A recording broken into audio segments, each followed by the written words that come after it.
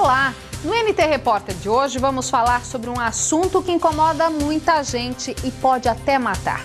Estamos falando da obesidade. Porque hoje as pessoas estão mais gordas que há 2 décadas, por exemplo.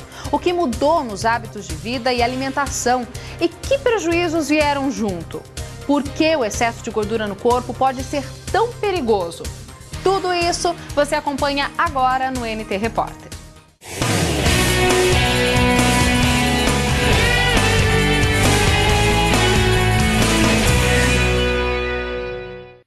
O excesso de gordura incomoda não apenas por causa do desconforto, que os quilinhos a mais podem trazer ao corpo, mas principalmente por causa das doenças que estão associadas à obesidade. Saiba mais sobre a doença e por que ela pode ser tão perigosa, seja na vida adulta ou mesmo na infância.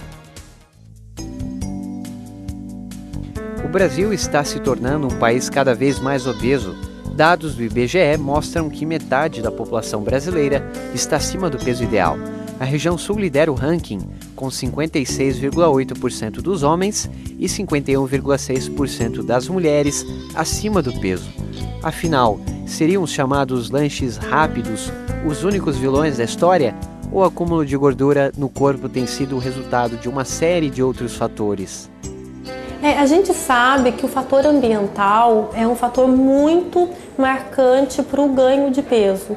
E cada vez mais as famílias estão sem tempo, de preparar a refeição em casa, de fazer uma refeição saudável. E com isso os filhos são afetados de alguma forma. Então muitas vezes, a mãe chegou em casa cansada, o pai trabalha, a mãe trabalha, então chega em casa, ao invés de preparar o jantar, pede uma comida por telefone, uma pizza, um sanduíche, uma comida rápida. E a maioria dessas comidas são muito gordurosas, são muito calóricas e de baixo valor nutricional. Então, obesidade é uma coisa importante a gente sempre salientar que ela é uma doença, tem muitas pessoas que ainda consideram como obesidade sendo uma alteração de caráter ou preguiça ou desleixo da pessoa. Não, ela é uma doença extremamente prevalente e que ela vai acabar sendo associada a várias outras comorbidades, como pressão alta, diabetes, etc. A gente considera que a pessoa está obesa quando ela tem já um número X de quilos acima do peso ideal. Então não é qualquer pessoa que aumentou 2, 3 quilos que já é considerada obesa. Essa pessoa pode até não estar gostando do seu peso, mas necessariamente ela não tem obesidade. Daí tem várias maneiras de se definir isso. O mais comum é a gente utilizar o índice de massa corporal, que é um cálculo muito simples, que a gente pega o peso da pessoa em quilos e divide pela altura ao quadrado. E isso vai dar um resultado que quando ele estiver acima de 30 quilos por metro quadrado, essa pessoa vai ser considerada obesa. Se tiver entre 25 e 30, ela tem um sobrepeso, que é um excesso de peso leve, que normalmente não causa riscos maiores para a saúde. E a partir de 30, daí a gente tem outras classes para avaliar. Obesidade grau 1, grau 2, até níveis bastante elevados que a gente chama de obesidade mórbida ou grau 3. Mas ninguém fica obeso do dia para a noite. É no contexto de uma rotina de correria e pressa que as pessoas acabam prestando pouca ou nenhuma atenção quanto ao que se engole. Só que a gente não percebe essa mudança, essa escolha nossa. A gente não se dá conta da escolha nossa do dia a dia. Então prestar mais atenção na escolha. Trata-se de uma operação matemática cujo cálculo é fácil entender. O difícil mesmo é colocá-lo em prática. Não existe mágica, existe matemática. O que eu ganho e o que eu perco. E uma coisa interessante de se saber é um cálculozinho bem doloroso, eu acho até, que é o seguinte: para cada meio quilo de gordura que eu ganho, eu tenho que comer 4.500 calorias a mais do que eu gasto. É bastante, parece, mas hoje se encontra pequenas porções no supermercado com 400, 500, 600 calorias, 800 calorias, que são coisas assim difíceis até de se imaginar antigamente.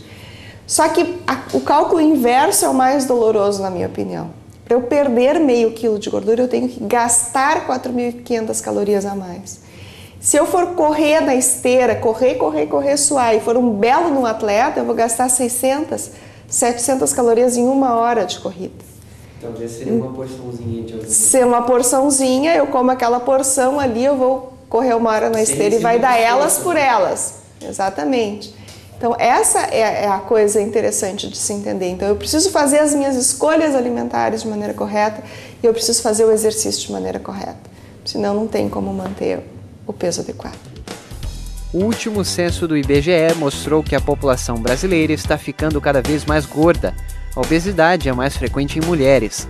Já o sobrepeso, um leve acúmulo de gordura no corpo, é maior entre os homens. No entanto, o peso das crianças ultrapassa padrão internacional. Se já é complicado resolver uma simples operação matemática como esta, a tarefa pode se tornar ainda mais difícil para os filhos, especialmente se os pais não cumprem a lição de casa.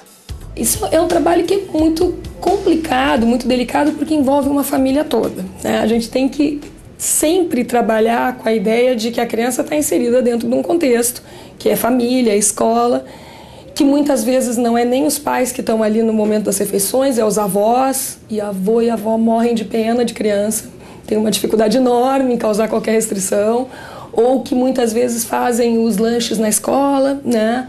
Então a gente sempre tem que ter uma abordagem muito ampla, assim, é difícil, é uma coisa bem difícil, assim, a gente tem que ter uma disponibilidade de tempo grande, tem que começar às vezes mudando alguns hábitos da família, que não é incomum tu, né, passares toda uma orientação e daí daqui a pouco, mas o papai só toma refrigerante, por que eu tenho que tomar suco? Né? Ou a mamãe não come fruta nenhuma, por que eu tenho que comer fruta? Então, se tu não tem uma mudança dentro da família, tu não vai conseguir impor isso para uma criança. Nossa equipe conferiu o esforço de uma família inteira e de um gauchinho na luta contra a balança. Carlos Andrei, que já chegou a engordar quase 1 quilo por mês, hoje mantém o peso sob controle. Bom, ele já nasceu gordinho, né? Nasceu com quase 4 quilos. E a cada mês ele engordava 1,5 kg, né? Desde bebezinho, ele sempre foi obeso, desde pequenininho. Daí, com ali uns 2 anos e pouco, ele começou a engordar muito, ficar redondinho. Daí eu comecei a ver a nutricionista no posto de saúde. Daí, com 4 anos e meio, assim, eu estava pesando quase 30 quilos, né? Daí foi quando eu procurei uma nutricionista mesmo para começar a fazer dieta. Daí ela cortou gorduras, frituras. O primeiro passo foi cortar as frituras, né? A gente comia muita fritura, muita coisa. E botar mais salada, né? Diminuir a quantidade do prato também, que ele comia muito. E comia nas 2 casas, né? Na minha casa e na casa da minha mãe. Fazia lanchinho ali. Fazia, meu filhinho quer um lanchinho, não tá com fome? Tô, nem tomei café hoje, vó. E já tinha comido, já tinha lanchado, tomado café, tudo. Parece que o delicioso pastel da vovó foi um dos vilões da história. Fato que o próprio Andrei não esconde. De carne de frango. Andrei passou pelo acompanhamento de uma equipe de especialistas que trata problemas relacionados à obesidade. Por orientação da nutricionista, a mãe diminuiu as frituras e inseriu no cardápio frutas e verduras. Hoje, o próprio Carlos Andrei ajuda no preparo dos alimentos. Então é muito importante a criança ter um hábito alimentar saudável, mas que em casa também isso aconteça, que seja uma realidade em casa, porque daí é mais fácil para ela inserir, é mais fácil para ela modificar a tua alimentação se ela tem essa facilidade em casa. Graças ao esporte e a uma dieta balanceada, Andrei conseguiu transformar a gordura corporal em massa magra. Orgulhoso, o garotinho de apenas 9 anos mostra as medalhas que conquistou desde que passou a frequentar as aulas de natação. Contudo, a paixão pelo clube favorito revela qual é o esporte predileto deste pequeno atleta.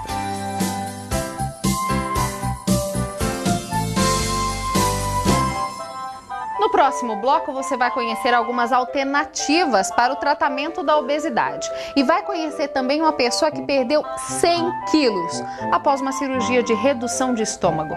Não saia daí.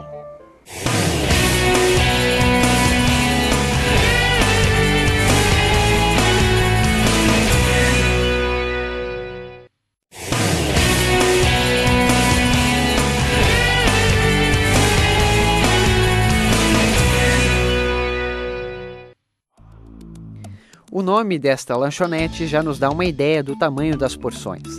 Na placa, um recado: o maior X do Brasil. E isso não é brincadeira de gaúcho, não. O maior lanche da casa, o X Dinamite, é realmente gigantesco. Trata-se de 22 centímetros de pão e aproximadamente 2 quilos de lanche que são servidos com muito queijo. Mas será que as pessoas procuram lanches como este? O proprietário do estabelecimento comercial nos dá uma dica. Hoje é um dia que à noite com certeza lota. Mas nem tudo é só gordura. O restaurante também oferece uma série de opções para quem não come carne ou para aqueles que preferem algo mais light. Sem falar, é claro, do tradicional feijão com arroz. O problema é quando a comida tipicamente brasileira perde espaço ao fast food rico em calorias e de porções exageradas. Assim, a nossa americanização tem influenciado muito isso, né? Então, a mudança do padrão alimentar, como é que era o prato normal nosso do dia a dia lá na década de 70, 80? Era o arroz, o feijão, um legumezinho, uma carne. Não se tomava refrigerante nas refeições a semana inteira, como se faz agora, era aquela coisa do domingo, né? As porções dos alimentos aumentaram muito, né? Se a gente for considerar, tem trabalhos mostrando também o tamanho da pipoca, né? A pipoquinha que se comprava era um saquinho ali que tinha uma quantidade de 2 punhados de pipoca, agora no cinema é um balde que cabe, né, mais de um saco inteiro de pipoca de micro-ondas ali dentro. Né? Então, o tamanho das garrafas de refrigerante, que eram pequenininhas e foram aumentando com o tempo, isso tudo estimula a população a ingerir com muito mais frequência e muito mais abuso esse tipo de alimento. Sim, infelizmente, nossa sociedade moderna assim promove o mal, promove a comida mal. Tá tudo, a propaganda da comida ruim é muito mais poderosa que a propaganda da saúde, né? Hoje, até graças a Deus, está aparecendo cada vez mais na televisão. Por quê? As entidades estão percebendo isso, o politicamente correto visar isso está sendo moda, graças a Deus, está pegando uma moda boa. Né? Já, assim, os McDonald's já são meio olhados de, né? Aquelas bolachinhas gordas, né? Já são olhados meio com desconfiança, por quê? Está cada vez mais evidente que isso gera doença. Então, a sociedade está mudando para o bem, tá, mas a obesidade está crescendo estratosfericamente ainda. A força de mudança é pequena ainda, mas está existindo, que é uma grande esperança, principalmente em crianças. A geração do excesso é também a geração do emagrecimento fácil. O mercado de soluções milagrosas para a redução de peso está em alta. Medicamentos proibidos no mercado ou mesmo restritos apenas à venda por meio de receita médica, hoje estão disponíveis tanto no mercado negro quanto nas redes sociais. Nesta página do Facebook, por exemplo, a sibutramina, uma espécie de inibidor de apetite, pode ser vendido sem receita médica pela internet. Nossa equipe de reportagem procurou por meio das redes sociais pessoas que fizeram uso de um destes medicamentos. Questionada se a sibutramina gerou algum resultado, esta internauta confessa. Deu sim, com o tratamento eu perdi 23 quilos, porém fiquei dependente, mais ansiosa e quando eu larguei, engordei quase tudo de novo. Tatiane Sandes comenta que um outro medicamento cuja venda foi proibida pela Anvisa, a caramula fimbriata, chegou a hospitalizar uma menina de apenas 9 anos de idade. Ela tomou caraluma, que tem sibutramina, e está internada. Já fez algumas cirurgias para tirar o coágulo da cabeça. Esta especialista alerta para os perigos destas medicações alternativas. Existem muitos profissionais de qualidade duvidosa que fazem fórmulas misturando inúmeros remédios. Então colocam uma anfetamina junto com um diazepam para a pessoa se acalmar, junto com um diurético, junto com um laxante. E essas fórmulas são extremamente prejudiciais. Isso é uma coisa que se tem que evitar muito. O grande problema é o uso indiscriminado da medicação, né? Então, o que estava acontecendo? Obesidade e sobrepeso é uma coisa extremamente angustiante, né? Infelizmente, a gente sabe que tem pessoas que têm peso normal e que querem perder peso e que começam a tomar medicação mesmo sem indicação, né? Então, essa venda que muitas vezes ocorria sem receita médica, tinha até camelô no centro de Porto Alegre vendendo sibutramina há um tempo atrás. Então, em farmácias de manipulação, às vezes sem controle, isso gerou um número muito grande de pessoas usando de maneira errada. A obesidade assusta não apenas pelo desconforto que o excesso de peso pode trazer ao corpo, mas também por causa dos problemas que acompanham a doença, explica esta médica. A obesidade mata basicamente pelas doenças associadas à obesidade. Alguns quilinhos a mais, como as pessoas dizem, ele não é obeso, ele só tem um pouquinho a mais de peso. Isso já aumenta a cifra de mortalidade porque aumenta o risco das doenças associadas. Existe uma frase interessante que diz assim: se você tem sobrepeso e não tem pressão alta, não se preocupe, é uma questão de tempo, você vai ter a pressão alta. A mesma coisa com a diabetes. Então essas coisas elas vão se desenvolver ao longo do tempo. Essas cifras de mortalidade em relação a câncer de intestino, câncer de mama, câncer de próstata, diabetes, pressão alta, problemas de coração, problemas osteoarticulares, elas vão se somando de maneira drástica com o sobrepeso. Então a obesidade mata? Sim, a obesidade mata. O avanço da tecnologia na população fez o número de cirurgias de redução do estômago crescer 275% no Brasil em apenas 7 anos. Os dados são da Sociedade Brasileira de Cirurgia Bariátrica. Esta médica, que atende um grande hospital da capital gaúcha, explica como é feita a avaliação de um paciente antes de um procedimento como este. Hoje, a Sociedade Mundial de Cirurgia Bariátrica, a Federação Internacional, a Sociedade Brasileira de Cirurgia Bariátrica e Metabólica, a Associação Médica Brasileira, o Conselho Federal de Medicina, eles estabelecem indicações para cirurgia bariátrica. Tá? Essas indicações são pacientes com índice de massa corporal acima de 40 kg por metro quadrado ou pacientes com índice de massa corporal acima de 35 kg por metro quadrado com doenças associadas à obesidade. Pressão alta, diabetes, problemas osteoarticulares, problemas cardíacos. No Centro de Obesidade e Síndrome Metabólica deste hospital, uma equipe multidisciplinar acompanha o paciente durante o tratamento, que pode incluir ou não algum procedimento cirúrgico. Mais importante que a operação em si é o preparo mental e fisiológico do indivíduo. Não se leva um paciente se não está pronto.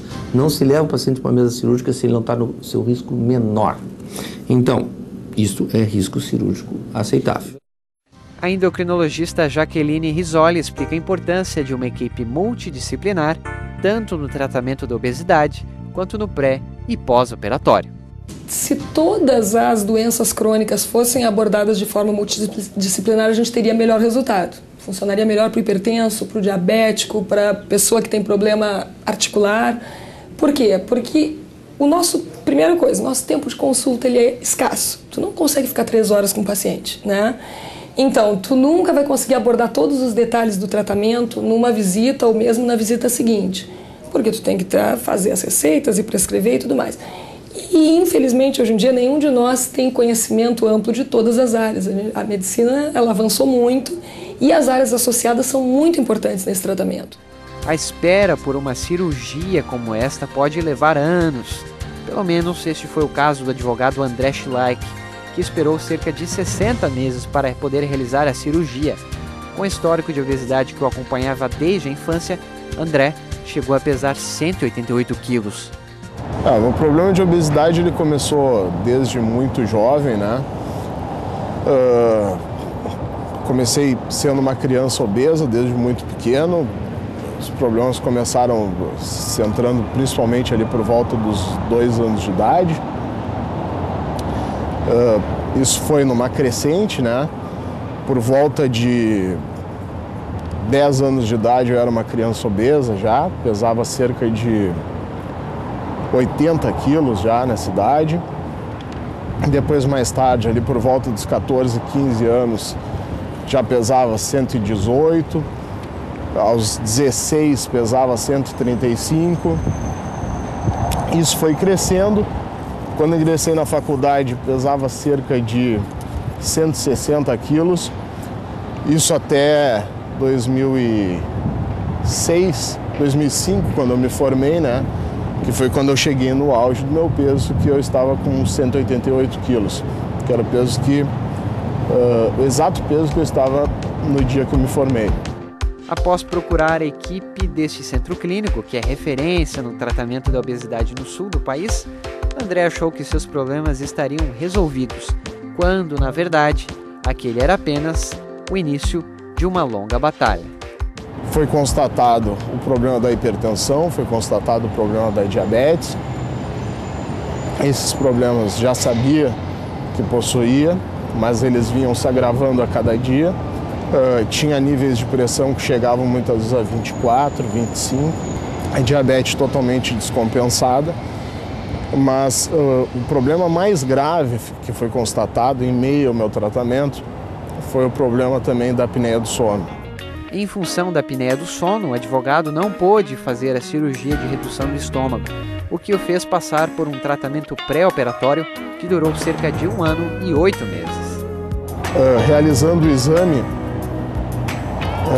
que é um exame de monitoramento, onde se monitora a tua capacidade respiratória durante o sono, foi constatado que em uma única madrugada eu tive 657 paradas respiratórias.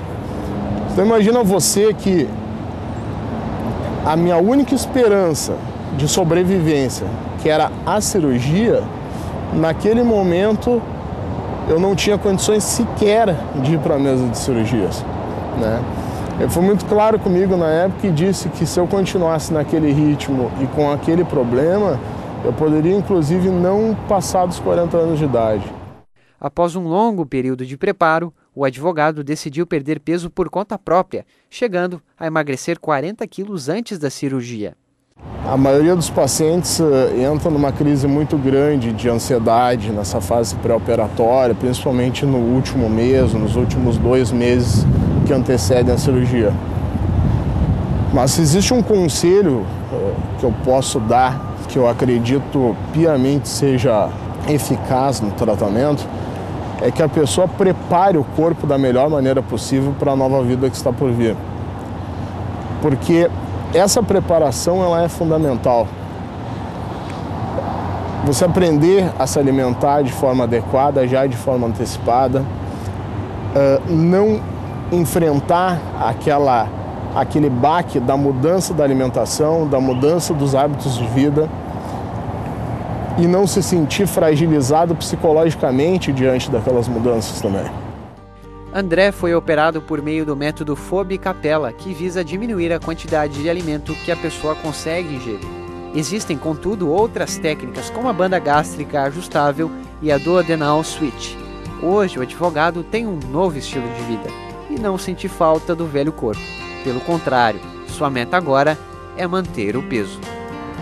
Quem conheceu o André antes da cirurgia pesando 188 quilos quase já não reconhece agora, com 100 quilos a menos. André, o que mudou na sua vida após esse procedimento cirúrgico? Muda a qualidade de vida, muda a autoestima, muda os aspectos físicos, né? E muda inclusive o guarda-roupa, né? Que antes era assim e agora mudança bastante significativa, né? Mudança significativa e também bastante visível, né? Haja vista que aqui cabem praticamente hoje 2 Andrés. 100 quilos de diferença, peso que foi embora e que tomara não volte nunca mais.